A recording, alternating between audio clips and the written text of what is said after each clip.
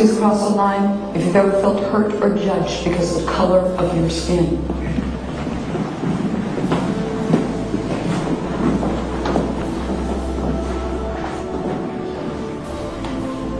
And please cross the line if you've ever been teased or hurt because somebody thought you were fat or too big.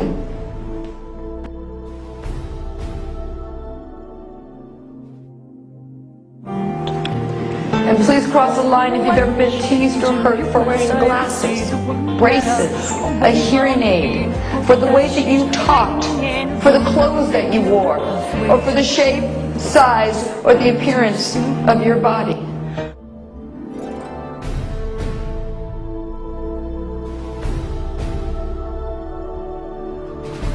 We laugh at sheep because sheep just follow the one in front. Ah, stupid sheep. We humans have out-sheeped the sheep because at least the sheep need a sheepdog to keep them in line. Humans keep each other in line. And they do it by ridiculing or condemning anyone who commits the crime, because that's what it's become, of being different.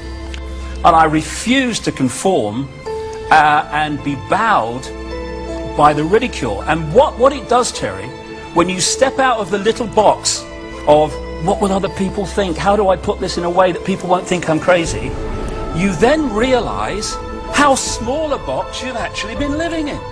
The family bond has been broken. It's an outcry for attention why kids are going to school with guns. They want love, they want to be touched, they want to be held. But they're busy off on their day job and, you know, and they leave them at home on the computer and they're just doing all kind of crazy stuff, and that's destroying our world. We need to bond again.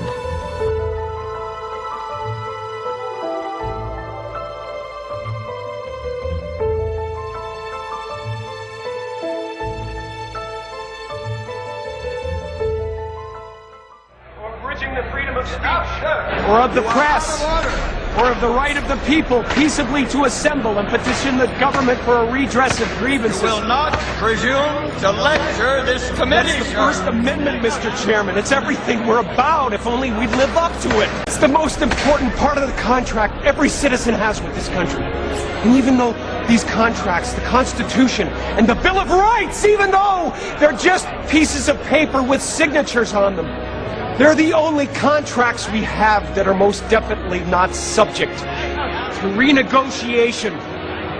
Not by you, Mr. Chairman. Mr. Appleton. Not by you, Mr. Clyde. You will stand down, sir. Not by anyone. Ever. Too many people have paid for this contract in blood. Enough, sir. You are out of order.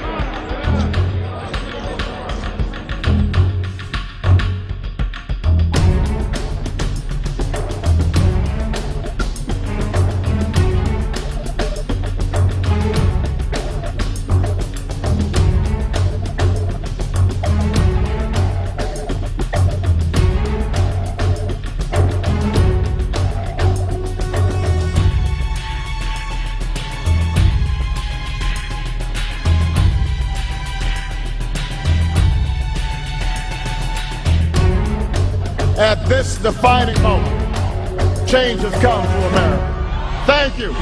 God bless you. And may God bless the United States of America.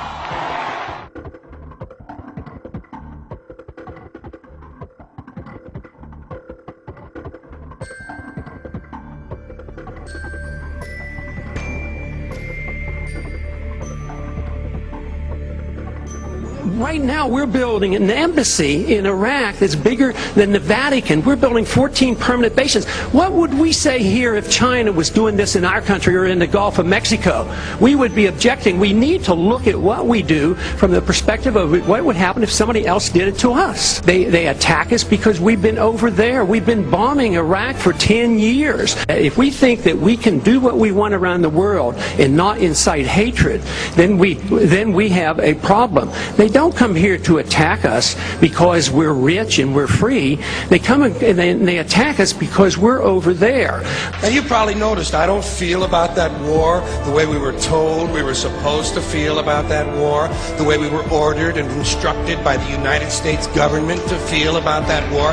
You see, I tell you, My mind doesn't work that way. I got this real moron thing I do. It's called thinking. And I'm not a very good American because I like to form my own opinions. Everybody's so busy wanting to be down with a gang. I'm a conservative, I'm a liberal, I'm concerned. It's bullshit. Be a fucking person. Listen. Let it swirl around your head. Then form your opinion.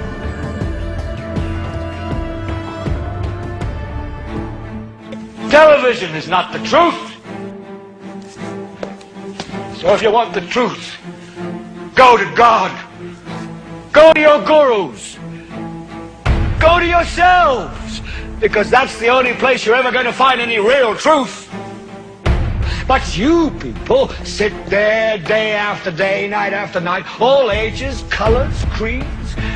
We're all you know. You're beginning to believe the illusions we're spinning here. You're beginning to think that the tube is reality and that your own lives are unreal. You do whatever the tube tells you. You dress like the tube. You eat like the tube. You raise your children like the tube. You even think like the tube. This is mass madness, you maniacs. In God's name, you people are the real thing. We are the illusion. Don't give yourselves to brutes. Men who despise you, enslave you, who regiment your lives, tell you what to do, what to think, and what to feel, who drill you, diet you, treat you like cattle, use you as cannon fodder. Don't give yourselves to these unnatural men with machine minds and machine hearts.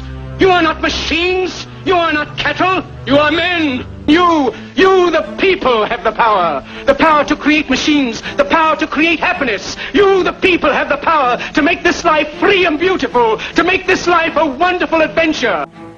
We know the air is unfit to breathe and our food is unfit to eat.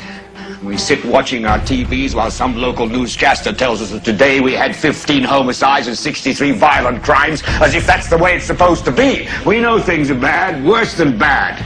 They're crazy. It's like everything everywhere is going crazy, so we don't go out anymore. We sit in the house, and slowly the world we're living in is getting smaller, and all we say is, please, at least leave us alone in our living rooms. Let me have my toaster and my TV and my steel-belted radios, and I won't say anything. Just leave us alone. Well, I'm not going to leave you alone.